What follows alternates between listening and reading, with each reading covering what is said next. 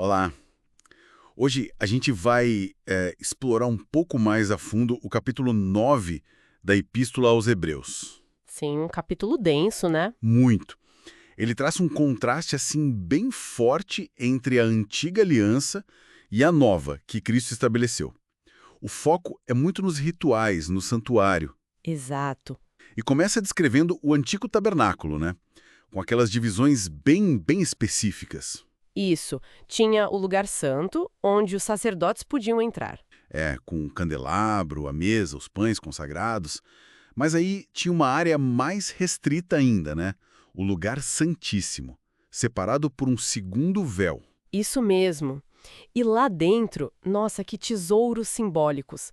A Arca da Aliança, toda coberta de ouro. Uau! E dentro dela tinha o vaso de ouro com o maná, a vara de Arão que floresceu, as tábuas da aliança. Muita história ali. E acima da arca, os querubins da glória.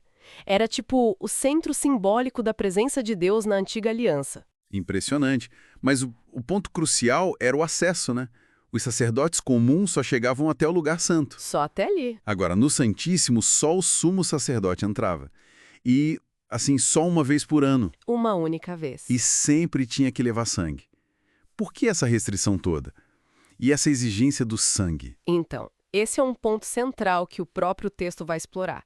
A interpretação que ele dá é que essa limitação era o Espírito Santo indicando, sabe? Indicando o quê? Que o caminho direto para a presença de Deus ainda não estava, digamos, totalmente aberto enquanto aquele primeiro sistema existisse. Entendi. Aqueles rituais anuais com sangue de animais eram necessários na época, mas serviam como figuras, como ilustrações para aquele tempo. Eram mais regras externas, então, ligadas à comida, à bebida, purificações do corpo. Exatamente. O texto até diz que essas coisas não conseguiam limpar a consciência de quem adorava. Nossa, isso é forte. Limpar a consciência. Eram válidos só até chegar o tempo da nova ordem, da reforma. E aí que entra Cristo. Precisamente. Ele surge como o sumo sacerdote dos bens futuros, mas não de um tabernáculo terrestre feito por mãos humanas, Certo. mas de um tabernáculo superior, mais perfeito, celestial, que não é desta criação. E a diferença no sacrifício é gritante, né? Total. Em vez daquele sangue de bodes, de bezerros que precisava ser oferecido de novo e de novo. Todo ano. Cristo entra no Santo dos Santos celestial uma única vez, oferecendo o quê? O próprio sangue. O próprio sangue. E o resultado disso?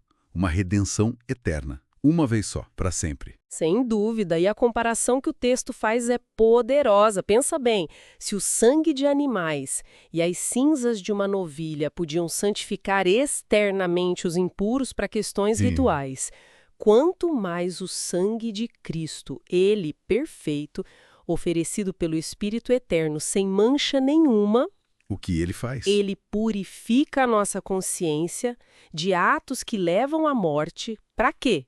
Para que a gente possa servir ao Deus vivo. A purificação agora é interna, profunda, na consciência. Faz todo sentido. E é por isso que ele é chamado de mediador de uma nova aliança. Exatamente. A morte dele funcionou como um resgate, sabe? Para libertar das transgressões que aconteceram sobre a primeira aliança. Para que então? Para que aqueles que são chamados pudessem receber a promessa da herança eterna. Entendi. O texto até usa uma analogia interessante, a de um testamento. Ah, sim, eu vi isso. Como funciona? Que a pessoa que o fez morre, né? Enquanto ela está viva, ele não tem efeito legal. Verdade. Da mesma forma, a morte de Cristo foi o que validou a nova aliança, tornou ela efetiva. E isso reforça de novo aquela ideia que permeia o capítulo todo. A importância do sangue. Exato, a importância do sangue. O texto lembra que nem a primeira aliança foi estabelecida sem sangue. Moisés aspergiu sangue no livro e no povo. É verdade. Volta sempre essa questão e a regra geral na lei era clara. Sem derramamento de sangue, não há perdão. Por que essa conexão tão visceral entre sangue e perdão? É um princípio fundamental apresentado ali. O sangue, que representa a vida, né, era visto como o elemento necessário para cobrir a transgressão, para purificar. Entendo. E o argumento é, se as cópias das coisas celestiais, que era o tabernáculo terrestre, precisavam dessas purificações com sangue de animal, Sim. as próprias realidades celestiais exigiriam sacrifícios superiores, e aí entra o sacrifício de Cristo. Que é superior. Muito superior. Ele não entrou numa cópia feita por mãos, mas no próprio céu, para comparecer diante de Deus por nós. E a finalidade, o propósito disso tudo, também é diferente, né?